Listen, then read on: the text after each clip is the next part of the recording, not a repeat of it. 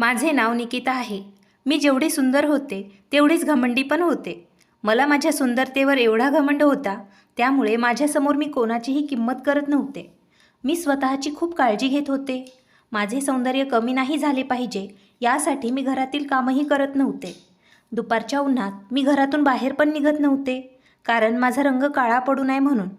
जो कोणी मला पाहिल तो माझ्या सौंदर्याची स्तुती केल्याशिवाय राहू शकत नव्हता. एखादी मॉडेल असते त्याप्रमाणे माझं सौंदर्य खुलून उठलं होतं. लग्नानंतरही माझं सौंदर्य तसंच राहावं आणि माझं शरीर फिट राहावं यासाठी मी असे काही केले जे ऐकून तुम्हालाही धक्का बसेल. माझ्या लग्नाला 1.5 वर्ष झालं होतं. माझे पती माझी खूप काळजी घेत होते. त्यांनी माझ्या सौंदर्याला खूप महत्त्व दिले होते. ज्या दिवशीपासून माझे लग्न झाले त्या दिवशीपासून माझे आयुष्य खूप आरामदायक झाले होते. माझ्या सौंदर्याकडे पाहून माझ्या पतीने मला पसंत केलं होतं आणि माझ्याशी लग्न केलं होतं. मी रूममध्ये माझ्या पतीसाठी चहा घेऊन आले आणि मीही त्यांच्यासोबत चहा पीत होते. त्या दिवशी ते मला म्हणाले, ज्या दिवशी आपला मुलगा या जगात येईल ते दिवस माझ्यासाठी खूप चांगला दिवस असेल. मी त्यांच्या चेहऱ्याकडे आश्चर्याने पाहिले आणि त्यांना म्हणाले, हे असं का बोलतात तुम्ही? आपल्या लग्नाला आता फक्त 1.5 वर्ष झालं आहे आणि आतापासून तुम्हाला मुलाचेही वेध लागले आहेत का? तुम्हाला काय वाटतं, मी मुलाला जन्म घालून माझं आयुष्य बंदिस्त करून घ्यावं का? माझं सौंदर्य त्या मुलामुळे खराब होऊ शकतं.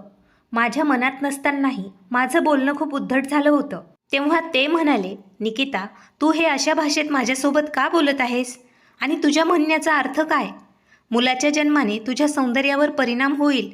यामुळे तुझ्या आयुष्यात असा काय परिणाम होणार आहे? तू का असं बोलत आहेस? तेव्हा मी त्यांच्यासमोर हात जोडून म्हणाले, तुम्ही पसंत केल्यामुळे मी कमी वयात तुमच्याशी लग्न करायला होकार दिला आहे.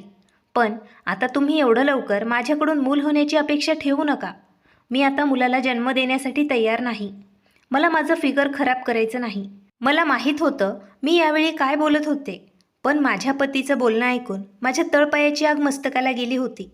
लग्नानंतर आम्ही दोघांनी फॅमिली प्लॅनिंग केली होती, ज्यानुसार आम्ही ठरवलं होतं आम्ही लग्नानंतर काही वर्ष मूल जन्माला घालण्याचा विचार करणार नाही. लग्नानंतरचे काही वर्ष आम्ही आमचं आयुष्य एन्जॉय करू. परंतु अजून आमच्या लग्नाला 2 वर्ष पूर्ण झाले नव्हते, तर माझ्या पतीला माझ्याकडून मुलाची अपेक्षा लागली होती. त्याच्याशी वाद घालून मी घराबाहेर निघाले. तेव्हा माझी सासू आमच्या वस्तीतील एका महिलेशी बोलत होती. त्या म्हणाल्या, शोभा, मी खूप काळजीत आहे. मला समजत नाही काय करावं.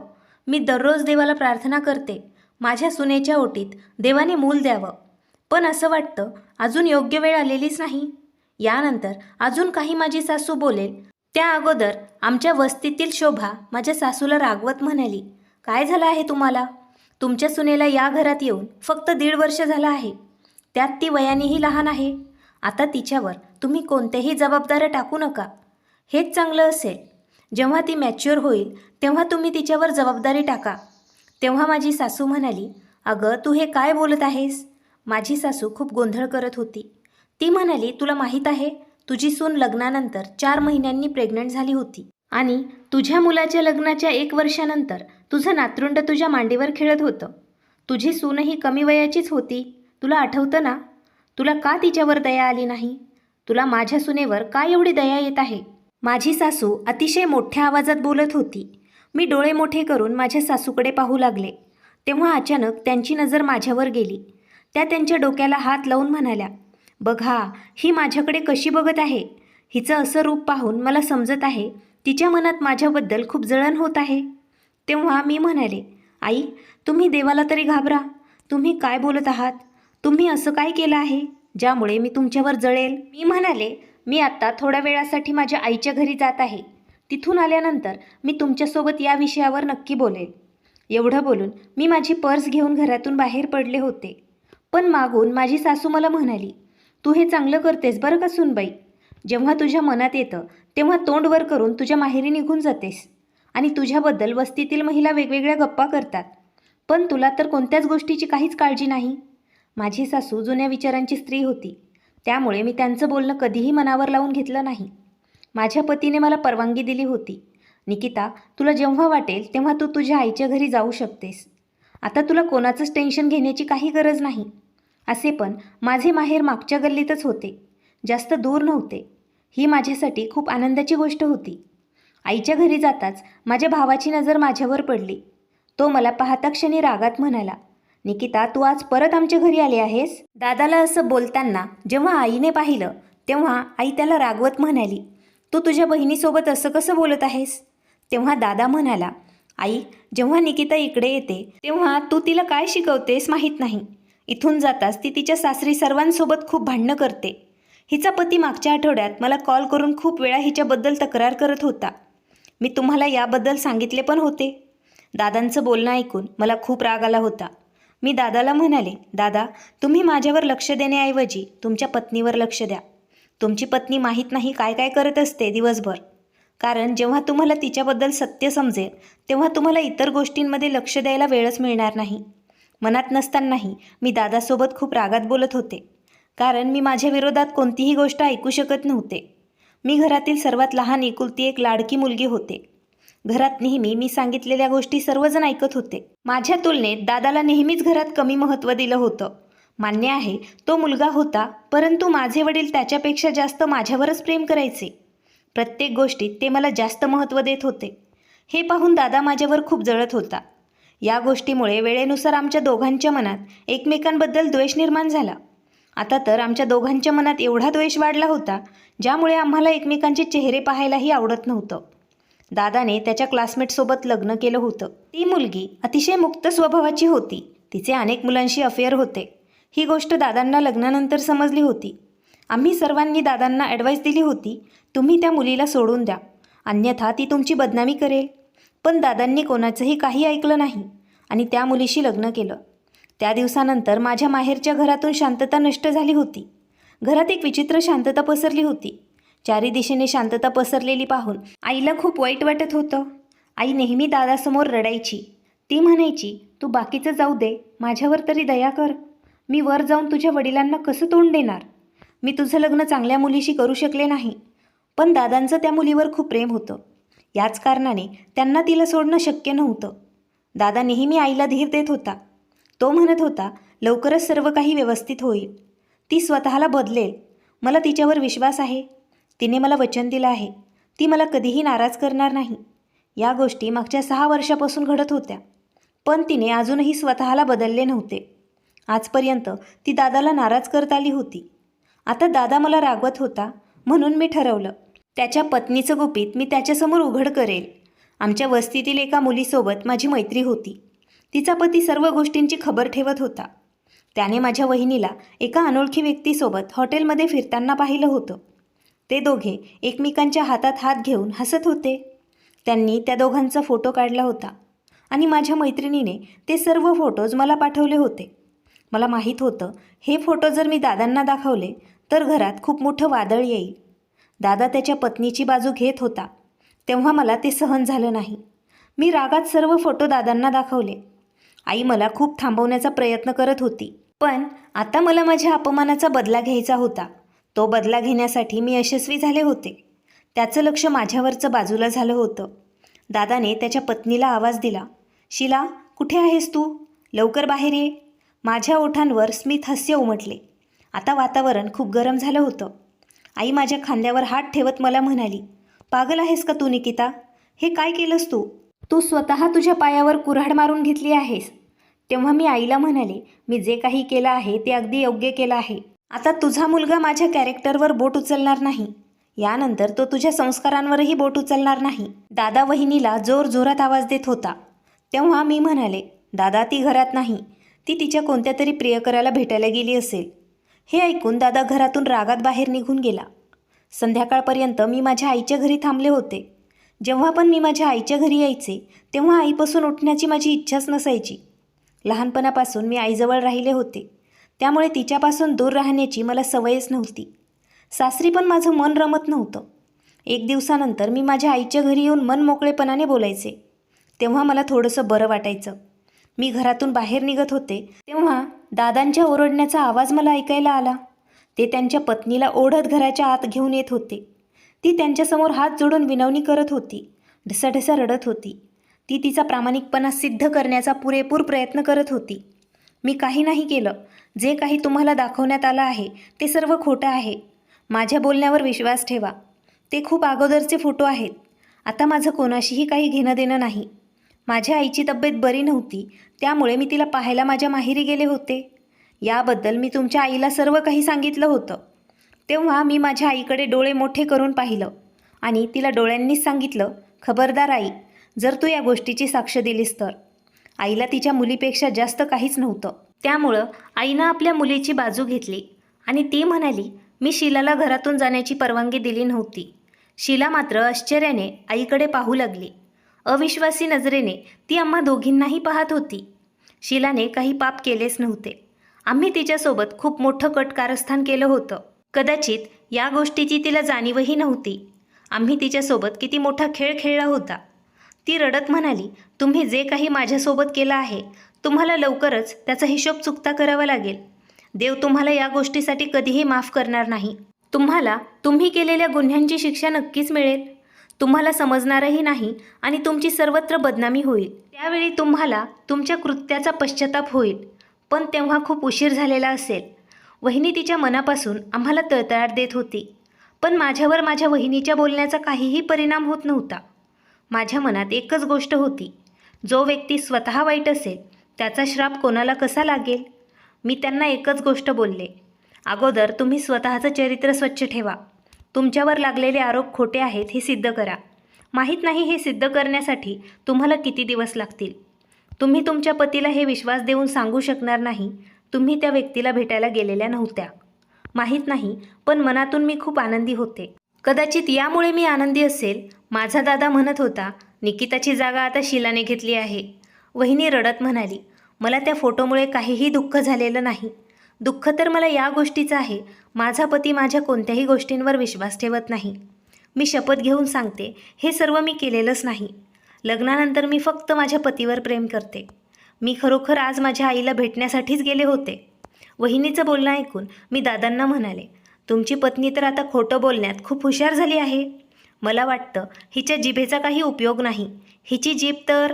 तेव्हा वहिनी माझं बोलणं थांबवत ओरडत म्हणाली, खबरदार, जर मला कोणी हात लावण्याचा प्रयत्न केला तर. दादांनी वहिनीला धक्का दिला आणि जोरात तिच्या कानाखाली चापट मारली, ज्यामुळे वहिनीच्या गालावर हाताचे वर्ण उमटले होते.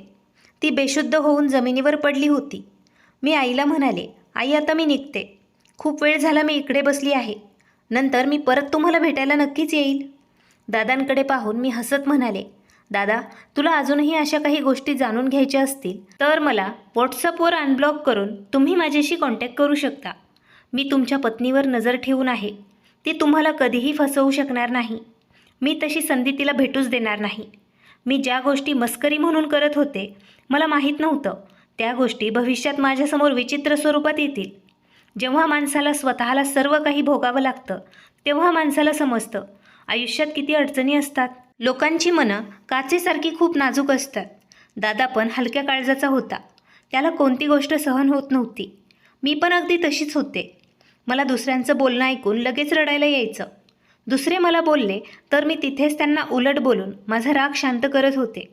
पण मी कधीच दुसऱ्यांचं वाईट व्हावं असं देवाला म्हणत नव्हते. मला वाटत होतं सगळ्या जगाने माझं गुलाम म्हणून राहावं. जे लोक मला पसंत करतात ते माझ्या आजूबाजूला असावे. मी काहीही सांगितलं तर त्यांनी डोळे झाकून ऐकावं. जेव्हा मी माझ्या सासरी आले तेव्हा माझी मैत्रीण सायली तिथे बसली होती.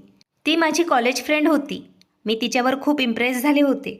तिच्या लग्नाला 9 वर्ष झाले होते, तरी तिने तिचे फिगर मेंटेन ठेवले होते. ती तिच्या सौंदर्यात कधीच कमतरता येऊ देत नव्हती. मी तिला सांगितले होते, लग्नानंतर काही वर्ष मी माझं लाईफ एन्जॉय करेल, त्यानंतर मुलाचा विचार करेल. मला माझं फिगर खराब करायचं नव्हतं. मी याच विचारात होते तेव्हा ती माझ्याजवळ आली आणि माझ्या गळ्यात पडत मला म्हणाली, तू तर दिवसेंदिवस खूप सुंदर दिसत आहेस. फक्त लवकर मूल होऊ देऊ नकोस, नाहीतर तुझं सौंदर्य तिथेच संपून जाईल. तुझा पती पण तुझ्यापासून दूर होईल. मी तिला म्हणाले, तू याचं टेन्शन घेऊ नको. मी माझ्या बोलण्यात त्यांना गुंतवलं आहे. त्यांना मी माझ्या पदराला बांधलं आहे. आणि राहिली गोष्ट माझ्या पतीच्या अपेक्षांची, तर ते कधीच माझा तिरस्कार करणार नाहीत.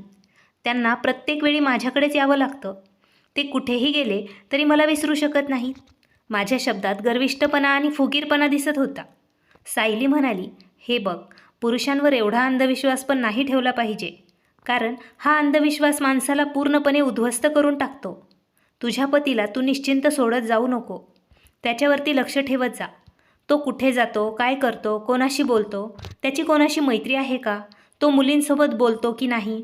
सायली एखाद्या एक्सपर्टप्रमाणे मला सल्ले देत होती, पण मी एखाद्या निष्काळजी व्यक्तीप्रमाणे तिचे बोलणे एका कानाने ऐकून दुसऱ्या कानाने सोडून देत होते.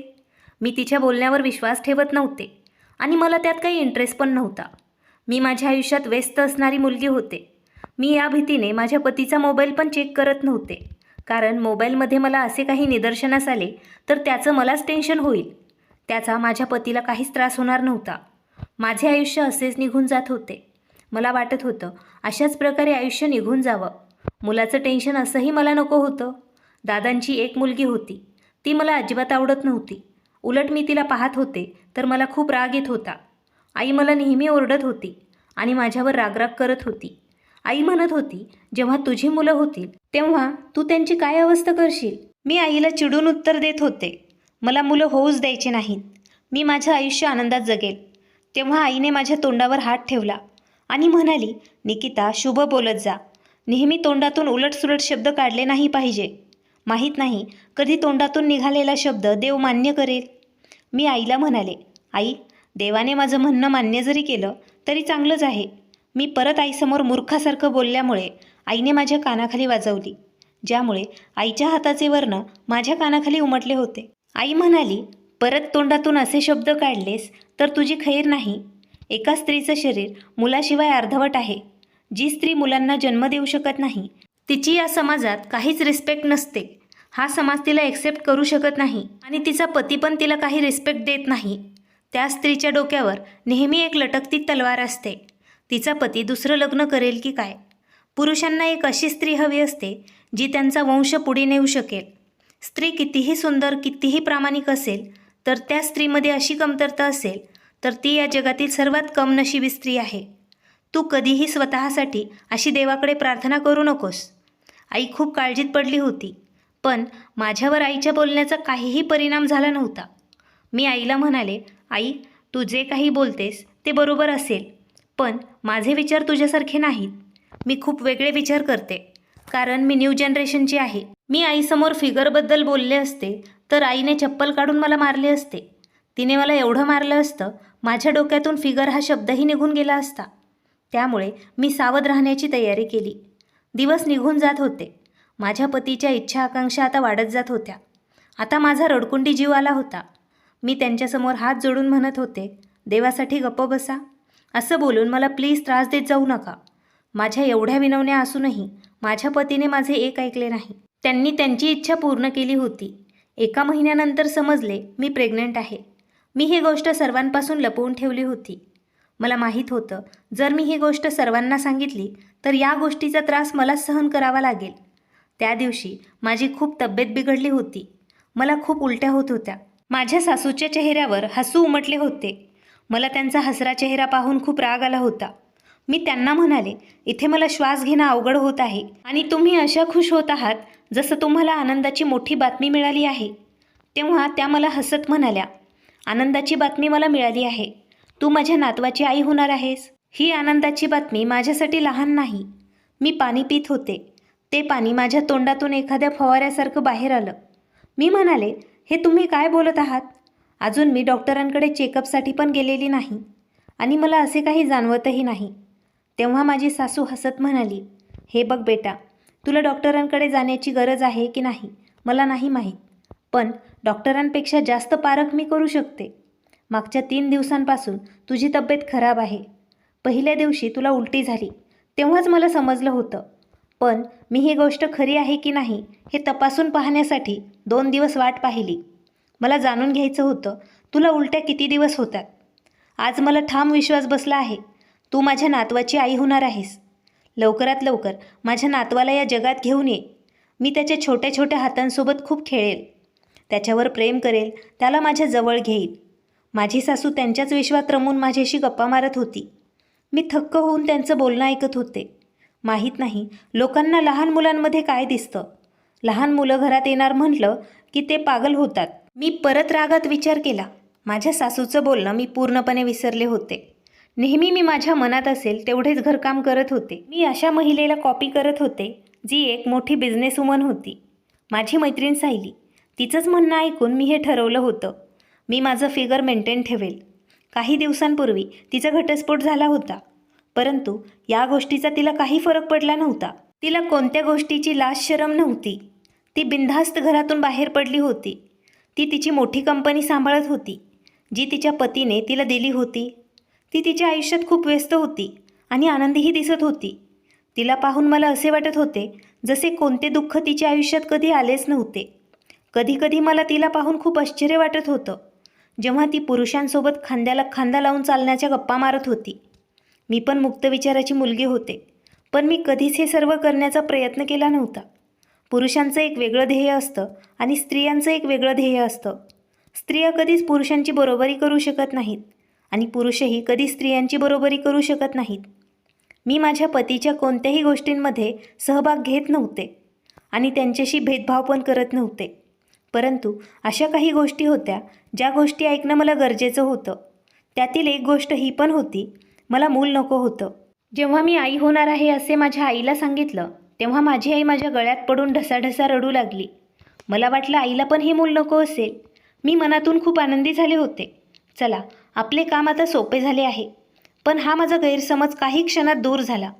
आई म्हणाली, बेटा, मी तुझ्यासाठी खूप आनंदात आहे. मी लवकरच आजी होणार आहे. मला हे आनंद सहन होत नाही. असं नको व्हायला. मला आनंदाने हार्ट अटॅक येईल. लवकर जा आणि माझं औषध घेऊन ये. मी आईच्या खांद्यावर हात ठेवला आणि आईला म्हणाले, आई, हे तू काय बोलत आहेस? तुला काही होणार नाही. देवाला न्यायचंच असेल तर त्याने मला न्यावं. आईच्या आनंदात काहीच फरक पडत नव्हता. जेव्हा मी आईला म्हणाले, आई, मी ह्या मुलाला जन्म देऊ इच्छित नाही, तेव्हा आई आश्चर्याने माझ्याकडे पाहू लागली. तिच्या चेहऱ्यावरचा आनंद गायब झाला होता. आई घाबरत मला म्हणाली, बेटा, हे तू काय बोलत आहेस? तुझ्या बोलण्याचा अर्थ काय आहे? जर तुला या मुलाला जन्म द्यायचा नाही तर तू काय याला मारून टाकणार आहेस का? मी आनंदाने हो मध्ये मान हलवली. तेव्हा आईने माझ्या कानाखाली वाजवली. आई म्हणाली, मी तुला कधीच एक निरागस मुलाचा बळी घेऊ देणार नाही. खबरदार, जर तू त्या मुलाला काही करण्याचा प्रयत्न केलास तर मी तुझ्या सासरी जाऊन सर्वांना सत्य सांगेल. तुझी मौजमस्ती तिथेच संपून जाईल. तुझा पती पण तुझ्यापासून दूर होईल. घरातील सर्व मंडळी तुझा तिरस्कार करतील. आईच्या धमक्या नेहमी अशाच असायच्या. यावेळी पण मी आईचं म्हणणं ऐकलं. मी आईच्या धमक्यांना खूप घाबरत होते, पण मी सोबतच आईला हे पण सांगितलं होतं, माझ्या घरच्या लोकांना तू याबद्दल काही सांगू नकोस. माझी आई माझ्या सासरच्या मंडळींसोबत बोलत नव्हती आणि माझ्या पतीवर पण ती नाराज होती. तिचं माझ्या घरी येणं जाणं पण नव्हतं. त्यामुळे तिकडच्या गोष्टी इकडे समजण्याचा प्रश्नच नव्हता. मला माहीत होतं माझी वहिनी दूर थांबून हे सर्व काही ऐकत होती. जेव्हा आई तिच्या रूममध्ये गेली तेव्हा मला एक आवाज ऐकायला आला. मी मागे वळून पाहिले तर तिथे माझी वहिनी उभा होती. वहिनी चेहऱ्यावरून थोडीशी त्रासात दिसत होती. मला माझी वहिनीसोबत काहीच बोलायचं नव्हतं, पण माहीत नाही का मी तिच्याकडे खेचले जात होते. मी माझे शब्द नॉर्मल ठेवण्याचा पुरेपूर प्रयत्न केला, तरीही माझ्या वागण्यात नरमपणा दिसू लागला. वहिनी माझ्यासमोर रडू लागली. मी म्हणलं, हे बघ वहिनी, जे काही झालं आहे त्यासाठी मी खेद व्यक्त करते. मला तुझ्यासोबत काहीच वाईट करायचं नव्हतं, पण मी रागात आले होते. तुला तर माहीत आहे माझा राग किती जास्त आहे. रागात मी माझ्यासमोर कोण आहे ते पण पाहत नाही. वहिनी म्हणाली, निकिता, तू पण मला माफ कर. मी तुझ्या दादांना तुझ्याबद्दल भडकवायला नको होतं. मी म्हणाले, वहिनी, मी लहान गोष्टीचं खूप मोठं भांडवल केलं आहे. तेव्हा वहिनीने माझ्या हातात हात ठेवला आणि म्हणाली, जाऊ दे, जे काही झालंय ना निकिता, ते आपण विसरून जाऊया. आता गेलेली वेळ तर परत येणार नाही. असो, त्या गोष्टी आपण आता क्लिअर केल्या आहेत, त्यामुळे आपल्या आयुष्यात काही फरक पडणार नाही. चांगलं होईल, आपण पुढचा विचार करूया. माझ्या मनात येत आहे, जर तुला या मुलाला जन्म द्यायचा नसेल. मी वहिनीचं अर्धवट बोलणं ऐकूनच आनंदाने डोकं हो मध्ये हलवत होते. मी वहिनीचा हात धरून म्हणाले, वहिनी, प्लीज तुम्ही माझी मदत करा. मला हे मूल नको आहे. तुम्ही मला या अडचणीतून बाहेर काढाल का? मी या सर्व गोष्टींसाठी आत्ता तयार नाही. वहिनी माझा हात हातात घेत म्हणाली, हे बघ निकिता, मी तुझ्यासोबत जबरदस्ती करत नाही. मी तुला त्रास देण्यासाठी इथे आलेलीही नाही. मी इथे तुझा निर्णय ऐकण्यासाठी आले आहे. तुला तुझं मुक्त आयुष्य जगायचं आहे का? का तुला तुझं संपूर्ण आयुष्य तुझ्या पतीची गुलामी करण्यात, त्याचं मूल वागवण्यात घालवायचं आहे? मी म्हणाले, वहिनी, मला गुलामी करण्यात काही प्रॉब्लेम नाही, पण त्यांचं मूल होण्याचं स्वप्न मी कधीही पूर्ण होऊ देणार नाही. वहिनीने मला धीर दिला आणि तिने मला एका डॉक्टरांकडे नेलं. डॉक्टरांनी माझं ॲबॉर्शन केलं होतं. माझी तब्येत अतिशय बिघडली होती. माझ्या सासरच्या लोकांना सांगण्यात आलं मी पायऱ्या उतरताना खाली पडले आहे. माझी आई पण माझ्यावर खूप रागावली होती. पण मी माझ्या आईला माझ्या बोलण्याच्या जाळ्यात अडकवलं होतं आणि शांत केलं होतं. माझ्या आनंदाला सीमाच उरली नव्हती. दुसरीकडे माझे पती खूप उदास झाले होते. ते नेहमी तोंड पाडून बसत होते. मी त्यांना म्हणाले, तुम्ही असं वागत आहात जसं या सर्व गोष्टींमध्ये माझीच चूक आहे. तेव्हा ते शांत झाले आणि माझ्याकडे बघत शांत स्वरात म्हणाले, मला माहीत आहे निकिता, तू मुद्दाम माझ्या मुलाला नुकसान पोहोचवलं आहेस.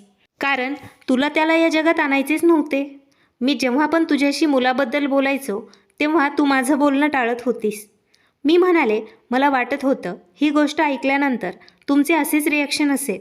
मी माझ्या कानांवर हात ठेवला आणि माझ्या पतीला म्हणाले, बस करा, अजून माझ्यावर किती आरोप करणार आहात? तुम्हाला माहीत आहे हे तुमचे शब्द मला किती त्रास देत आहेत. मी आत्ता त्यांना बोलण्यामध्ये ब्लॅकमेल करायला चालू केलं होतं.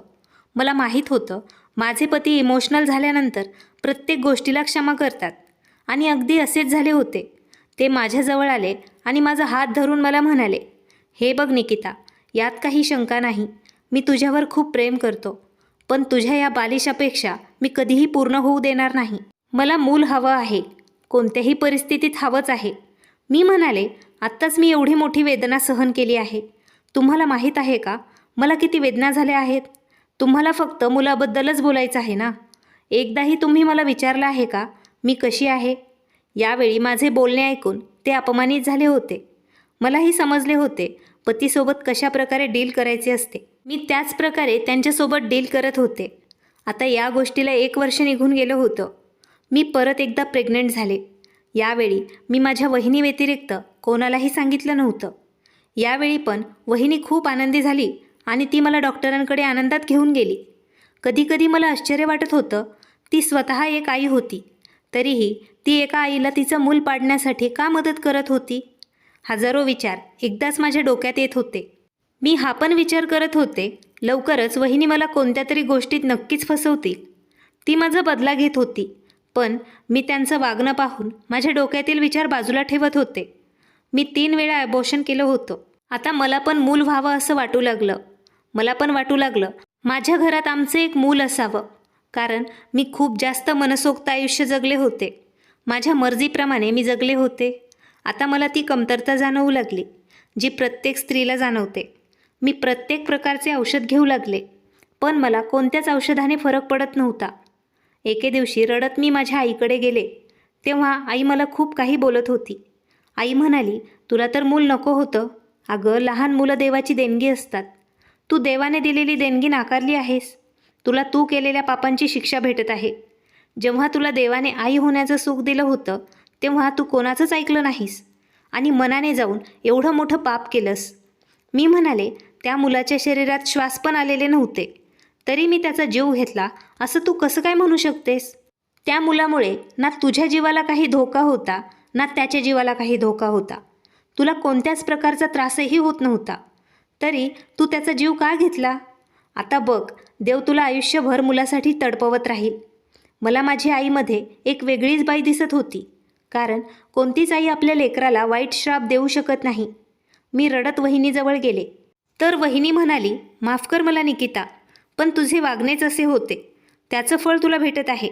वहिनी माझा मजाक उडवत मला टोमणे मारत होती. वहिनी म्हणाली, तुझ्यासोबत हे सर्व व्हायलाच हवं होतं. मला वहिनीसोबत भांडण करायचं होतं. तुम्हीच ती स्त्री होतात जिने मला हे सर्व करण्यासाठी साथ दिली होती. आता तुम्हीच मला कसं काय चुकीचं ठरवू शकता? पण माझे शब्द माझी साथ देत नव्हते. कुठेतरी मला पण हे माहीत होतं, माझ्या वहिनीने माझ्यासोबत जबरदस्ती केलेली नव्हती. त्यांनी माझ्यासमोर ऑफर ठेवली होती. माझे ध्येय काय आहे हे मी अगोदरच ठरवलेलं होतं. त्यांनी फक्त मला रस्ता दाखवला होता. त्या रस्त्यावर मी स्वतः चालत होते. मला नेहमी स्वप्नात लहान मुलं रडताना दिसायचे. ते मला रडत आई म्हणत होते. मी झोपेतून घाबरून उठायचे तेव्हा मला वाटत होतं हे स्वप्नात येणारं तेच मूल आहे ज्याचा मी जीव घेतला होता. तेव्हा मी खूप पश्चाताप करत होते आणि रडत होते. माझ्याकडे दुसरा पर्याय नव्हता. माझं दुःख कालांतराने कमी झालं असतं, पण माझ्या पतीचं वागणं खूप विचित्र झालं होतं. आता तो अगोदरसारखा माझ्याकडे लक्ष देत नव्हता. त्याला माझ्या सौंदर्याशीही काही घेणं देणं नव्हतं. मला वाटत होतं, आई म्हणाली ते अगदी खरं आहे. एक स्त्री मुलाशिवाय अर्धवट आहे. ती कितीही सुंदर का असेना, जोपर्यंत ती तिच्या पतीला मुलाचं सुख देत नाही तोपर्यंत तिचं बाईपण पूर्ण होत नाही. माझे पती आता माझ्यात इंटरेस्ट घेत नव्हते. ते मला दुर्लक्ष करत होते. मी जेव्हा त्यांच्याजवळ बसायचे तेव्हा ते माझ्यापासून उठून निघून जायचे. हे सर्व पाहून माझं मन खूप दुखत होतं. मी माझ्या सासूजवळ त्यांची तक्रार करायचे. तेव्हा माझी सासू म्हणायची, तू तुझ्या पतीला अपत्य सुख देऊ शकत नाहीस, तरीही तू कसं काय अपेक्षा करू शकतेस? त्याने तुझ्यावर प्रेम करायला हवं. एके दिवशी माझी सासू माझ्या कानात म्हणाली, मला माहीत आहे तू तुझ्या 3 मुलांचं ॲबॉर्शन केलं आहेस. माझ्या सासूचं बोलणं ऐकून माझ्या पायाखालून जमीनच सरकली. मी त्यांच्याकडे आश्चर्याने पाहिलं तर त्या माझ्याकडे पाहून हसत म्हणाल्या, घाबरू नकोस, मी तुझ्या पतीसमोर तुझं गुपित उघड करणार नाही आणि तुझं नातं खराबही होऊ देणार नाही. मला माहीत आहे तुझं नशीबच तुझ्यासोबत असा खेळ खेळत आहे, ज्यामुळे तुला आता फक्त पश्चाताप करावा लागेल. त्यांनी माझ्या खांद्यावर हात ठेवत मला सांगितले, तुझ्या 3ऱ्या मुलाचे हृदयाचे ठोके ऐकायला येत होते. डॉक्टरांनी तुला सांगितले पण होते, तुम्ही ॲबॉर्शन करू नका. पण तू डॉक्टरांचं म्हणणं ऐकलं नाहीस. तू स्वतःच्या मुलाला या जगात येण्याअगोदर संपवलेस. तू एवढी क्रूर मनाची स्त्री कशी काय असू शकतेस? माझ्या सासूचा हात धरून मी रडायला सुरू केलं होतं. मी त्यांना म्हणाले, काही वर्षांपूर्वी मी जे काही केलं आहे ते सर्व मी बालिशपणात केलं. मला बरोबर आणि चुकीचं काहीच समजत नव्हतं. मी फिगर मेंटेन ठेवण्याच्या प्रयत्नात पागल झाले होते. मला फक्त माझं फिगर जपायचं होतं. तेव्हा माझ्या सासूने त्यांचे हात मागे घेतले आणि माझ्याकडे बोट दाखवत मोठ्या आवाजात त्या मला धमकी देत म्हणाल्या, माझ्यासमोर नाटकं करू नकोस. माझ्यापेक्षा वाईट कोणीही नसेल.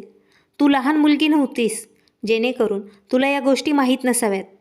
तुला या सर्व गोष्टींबद्दल अगोदरच सर्व काही माहीत होतं, परंतु तुला सर्वात महत्त्वाचं तुझं फिगर वाटत होतं. आता तूच सांग मला, तुझ्या या फिगरचं आणि सुंदरतेचं काही महत्त्व आहे का? तुझा पती तुझ्याकडे पाहतो का? अजिबात नाही, कारण त्याला माहीत आहे तू एक अमूल्य मुलगी आहेस, जिची काहीच किंमत नाही. मला खूप अपमानित वाटलं होतं. सगळं काही माहीत असूनही हे सर्व माझ्यामुळेच झालं आहे. तरीही मला या कृत्याचं पाप दुसऱ्याच्या डोक्यावर टाकायचं होतं. मी माझ्या वहिनीचं नाव घेतलं. तेव्हा माझी सासू जोरजोरात हसायला लागली. त्या म्हणाल्या, ती तुझ्यासोबत असा खेळ खेळेल जे तू आयुष्यभर विसरू शकणार नाहीस. मी चकित होऊन माझ्या सासूकडे पाहिलं. मी म्हणाले, याचा काय अर्थ आहे? वहिनी कुठे आहे? तुम्ही असं का बोलत आहात? त्या माझ्या डोळ्यात पाहून मला म्हणाल्या, तुझ्या दादाला तुला हे सांगणे महत्त्वाचे वाटले नाही. तुझी वहिनी तुझ्या दादापासून घटस्फोट घेऊन निघून गेली आहे, कारण तिला अशा व्यक्तीसोबत राहायचेच नाही जो तिच्यावर विश्वास करत नाही. तिने स्वतःला पूर्णपणे बदलले आहे. तरीही तू तिलाच सर्वांच्या नजरेत खाली पाडले होतेस. तुला काय वाटले, यानंतर ती तुझी मैत्रीण होईल आणि तुझ्या दुःखात तुझी साथ देईल? तू एक नंबरची मूर्ख स्त्री आहेस. तिने जाणून बुजून तुला डॉक्टरांकडे जाण्यासाठी भडकवले होते, कारण तिला वाटत होतं तुला कधीही अपत्य सुख मिळू नये. आणि बघ, ती यात यशस्वी पण झाली आहे. मी संध्याकाळी माझ्या माहेरी गेले. तेव्हा माझ्या आईसोबत मी बोलले. आईला पण हे सर्व काही सत्य अगोदरच माहीत होतं. आई मला रागावली. तेव्हा मला असेही समजले, वहिनीने सर्वांना याबाबत स्वतःच सांगितलं आहे. मला सर्वात जास्त माझ्या पतीची भीती वाटत होती. ते माझ्यासोबत कसं वागतील याची मला जास्त भीती वाटत होती. त्यांनी जर मला घटस्फोट दिला तर? त्यांनी मला घरातून बाहेर काढले तर? असे अनेक विचार माझ्या डोक्यात घुमत होते. अशा परिस्थितीत मी कुठे जाणार? आईची तब्येत पण बरी नसायची. आई नेहमी रडत असायची. आई मला नेहमी सांगायची, निकिता, तू व्यवस्थित राहा आणि संसार व्यवस्थित कर. भावनेच्या भरात अशी चूक करू नको, जेणेकरून तुला आयुष्यभर पश्चाताप करावा लागेल. मी तुला खूप काही शिकवले आहे. मला विश्वास आहे तू माझ्या बोलण्यावर लक्ष देशील. मी दिलेल्या संस्कारावर चालशील. जेव्हा मी माझ्या माहेरच्या घरून लग्न करून माझ्या सासरच्या घरी आले, तेव्हा तिने मला सर्व काही समजावून सांगितले होते. मी स्वतःला वचन दिलं होतं, मी आई म्हणते अगदी तसंच वागेल. पण वेळेनुसार माझे विचार बदलत गेले. मला समजलेच नाही मी आता काय करत आहे. पण नंतर मला समजले, मी माझं आयुष्य फक्त अंधविश्वास आणि माझ्या फिगरच्या काळजीमध्येच घालवलं आहे. जर मी तेव्हाच एखादं लहान मूल जन्माला घातलं असतं तर माझ्या आयुष्यात आज शांतता असली असती. माझा पती माझ्याजवळ असता, माझ्या सासूने माझी रिस्पेक्ट केली असती, माझा दादा आणि वहिनी त्यांच्या घरात आनंदाने राहिले असते, सर्वजण स्वाभिमानाने जगले असते. हे सर्व काही त्या एका चुकीमुळे घडलं होतं, जी चूक मी केली होती. बऱ्याच दिवसांनी मी नोटीस करत होते, घरात आमची मोलकरीण काम करण्यासाठी येतच नव्हती. मी माझ्या सासूला विचारले, असं का होत आहे? मोलकरीण का येत नाही कामावर? तुम्ही तिला कशाचे पैसे देता? तेव्हा माझी सासू हसत मला म्हणाली, तू याबद्दल तुझ्या पतीसोबत बोल, मी तुला काहीही सांगू शकत नाही. मी म्हणाले, तुम्हीच त्या मोलकरणीला आपल्या घरात कामासाठी ठेवलं होतं ना? माझी सासू मला हसत म्हणाली, अगं तुला कोण म्हणालं मी तिला इथे कामाला ठेवलं आहे म्हणून? तुझी वहिनी त्या मोलकरणीला इथे सोडून गेली आहे. सासूचं बोलणं ऐकून माझ्या हृदयाचे ठोके बंद झाले होते, कारण वहिनीच्या प्रत्येक गोष्टीमागे काही ना काही ध्येय नक्कीच असतं. ध्येय नसलेलं काम माझी वहिनी करतच नव्हती. मी माझ्या सासूला विचारलं, तुम्ही बोलता याचा अर्थ काय? तेव्हा ती म्हणाली, लवकरच तुझ्यासमोर या गोष्टीच्या मागचं रहस्य उघड होईल. प्रत्येक कामात तू हलगर्जीपणा करत जाऊ नको. माझी एक गोष्ट लक्षपूर्वक ऐक. तुझ्याकडे खूप कमी वेळ आहे. होईल तेवढं लवकर स्वतःवर उपचार करून घे. तू जर मुलाला जन्म देऊ शकली नाहीस तर तुझा पती दुसरं लग्नही करू शकतो. हे ऐकून माझ्या पायाखालून जमीन सरकली. मी नाहीमध्ये मान हलवली आणि माझ्या सासूला समजावत म्हणाले, माझ्यावर तुम्ही कितीही रागराग करा, परंतु माझा हक्क कोणालाही देऊ नका. ते माझ्यावर खूप प्रेम करतात. तुम्हाला माहीत आहे त्यांनी मला किती अडचणींना सामोरं जाऊन लग्न करून या घरात आणले आहे. त्यावेळी माझे वडील जिवंत होते. त्यांना हे नातं मान्य नव्हतं. त्यांनी माझ्या घरी येऊन माझ्या वडिलांजवळ खूप मागणी केली. तेव्हा माझे वडील या लग्नासाठी तयार झाले. माझ्या शब्दात गर्विष्ठपणा स्पष्ट दिसत होता. नसेल पण का? मला माहीत होतं मी माझ्या पतीची आवडती पत्नी आहे. पण माझ्या मनात एक भीती बसली होती. माझ्या पतीच्या मनातून मी उतरले तर नसेल ना? त्यांचं मन माझ्यावरून उतरलं तर नसेल? हे सर्व प्रश्न माझ्या मनामध्ये येत होते. पण माझ्या सासूसमोर या गोष्टी बोलून मला त्या गोष्टींना वाढवायचं नव्हतं. त्यामुळे मी हे सर्व माझ्या मनातच ठेवलं. रात्रीच्या वेळी मी माझ्या पतीसोबत या विषयावर बोलण्याबद्दल विचार केला होता. ते जेव्हा घराच्या आत आले तेव्हा ते हसत होते, पण मला पाहताच त्यांच्या चेहऱ्यावरील हसू गायब झालं. मी या सर्व गोष्टी नोटीस केल्या होत्या. मी त्यांना आता बोलणारच होते, तेव्हा त्यांनी हाताच्या इशाऱ्याने मला शांत बसायला सांगितलं. ते मला ओरडतच म्हणाले, तू मला कोणताही प्रश्न विचारू शकत नाहीस. तू ते हक्क गमावले आहेस. मी त्यांना म्हणाले, तुम्ही असं का बोलत आहात? तुम्ही माझ्यावर प्रेम करता ना? ते ओरडत म्हणाले, एक खुनी स्त्रीवर मी प्रेम करू शकत नाही. जर माझ्याकडून या अगोदर अशा चुका झाल्या असतील तर त्याबद्दल मी खेद व्यक्त करतो. मला माफ कर. माझ्या पतीला पण कदाचित याच गोष्टीची माहिती मिळाली होती की मी माझ्या तिन्ही मुलांना स्वतः संपवलं आहे. तो तिसऱ्या मुलाबद्दल बोलत होता. तू तर त्या निरागस जीवाला सुद्धा सोडू शकली नाहीस. एवढी दगडाच्या काळजाची कशी काय आहेस तू? मी त्यांच्या पायावर पडले आणि त्यांची माफी मागू लागले, पण ते माझं बोलणं ऐकायला तयारच नव्हते. ते अतिशय रागात मला म्हणाले, जर तुला वाटत असेल आपल्या दोघातले राहिलेले नाते पण संपवावे तर तू इथे थांबू शकतेस. मी लगेच तिथून उठून निघून गेले, कारण मला नव्हतं वाटत आमच्यात राहिलेलं नातं संपवावं. त्या दिवशी संपूर्ण रात्रभर मी वरती रूममध्ये रडत घालवली होती. आता मला समजत होतं मी किती मोठं पाप केलं आहे. मी स्वतःसोबतच नाही तर माझ्या वहिनीसोबतही खूप वाईट केलं होतं. त्याची शिक्षा मला या स्वरूपात मिळत होती. दुसऱ्या दिवशी मी माझ्या रूममध्ये आराम करत होते, तेव्हा घरात मोलकरीण दाखल झाली. तिच्या हातात एक नवजात बाळ होतं. तिने ते बाळ माझ्या स्वाधीन केलं. जेव्हा मी बाळाचा चेहरा पाहिला तेव्हा मी थक्क झाले. ते बाळ हुबेहूब माझ्या पतीसारखं दिसत होतं. त्या क्षणी माझे पती घराच्या आत दाखल झाले. माझ्या पतीच्या चेहऱ्यावर हसू होते. ते मला म्हणाले, माझ्या मुलासोबत भेटलीस का? बघ, माझा मुलगा किती सुंदर आहे, हुबेहूब माझ्यासारखा दिसतो. मी तर शॉकच झाले होते. मी त्यांना विचारलं, याचा काय अर्थ आहे? तेव्हा ते मला समजावत म्हणाले, मी आपल्या घरातील मोलकरणीशी लग्न केलं आहे. ही खूप चांगली आहे, साधी, सरळ आणि सर्वात महत्त्वाची गोष्ट, ती माझी खूप काळजी घेते. तिचे चारित्र्यही चांगले आहे. मी ओरडत म्हणाले, मी असताना माझ्यासोबत एवढा मोठा धोका तुम्ही कसं काय करू शकता? तेव्हा रागात माझ्या पतीने माझ्या कानाखाली मारली. ते म्हणाले, ज्या प्रकारे तू मला धोका देऊ शकतेस त्याच प्रकारे मी पण तुला देऊ शकतो. एका वडिलांच्या परवानगीशिवाय तू त्याच्या मुलाला कसं काय मारू शकतेस? अगदी तशाच प्रकारे मी पण काहीही करू शकतो. तुझ्यासाठी हे खूप आहे की मी तुला माझ्या घरात जागा दिली आहे. यापेक्षा जास्त अपेक्षा तू माझ्याकडून ठेवू नको. माझ्या आयुष्यातील तुझे स्थान तू गमावले आहेस. आता माझ्या मनात तुझ्यासाठी फक्त तिरस्कार शिल्लक आहे. आणि राहिली गोष्ट मोलकरीण रश्मीचा विषय, ती आता याच घरात राहील आणि माझी पत्नी या नात्याने राहील. जर तुला काही अडचण असेल तर तू या घरातून जाऊ शकतेस. रश्मी आपल्या घरात 2 वर्षांपूर्वी कामासाठी मोलकरीण म्हणून आलेली होती. आता ती या घरची मालकीण झाली आहे. तिचं सौंदर्य पाहून अगोदरच मला संशय येत होता. ती काही ना काही गडबड नक्कीच करणार. त्यानंतर मी माझ्याच गोष्टींमध्ये एवढी गुंतत गेले, तिच्याकडे मी लक्षच दिले नाही. तिने याच गोष्टीचा फायदा उचलत माझ्या पतीचा विश्वास संपादन केला होता.